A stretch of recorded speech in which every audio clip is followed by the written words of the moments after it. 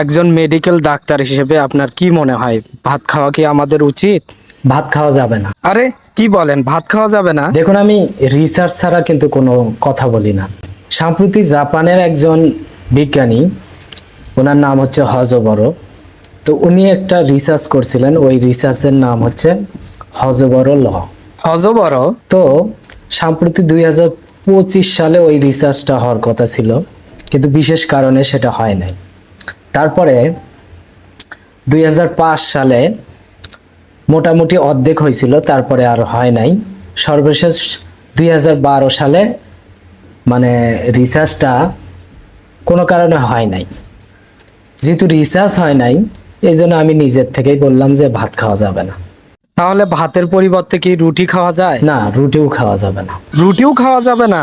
এ বিষয়ে আমাদের ঢাকা মেডিকেলে আপনাদের কমার্সের যে ডিপার্টমেন্ট ছিল, ওখানে প্রায় 100 জন মানুষের উপর এই গবেষণাটা চালানো হয়েছিল। তো ওখানে 100 জন মানুষকে রুটি খাওয়ানো হয়েছে 1 মাস যাবত। তারপরে যেদিন তাদের রক্ত টেস্ট করা হবে, ওই দিন কেউ আসে নাই, কারণ রুটির সাথে তরকারি দেওয়া হয় নাই। এই জন্য তারা রাগ করে কেউ আসে নাই। গবেষণাটা ওখানে আটকে গেছিল। মজার কথা বললেন, শুধু তরকারি দেনে থেকে আসে নাই, তাহলে আমরা কি খাবো বলেন তো? দেখুন, আমরা সকালে ব্রেকফাস্ট করতে পারি, দুপুরে লাঞ্চ এবং রাতে ডিনার করতে পারি। ওট শালা, ফাজলেমি না?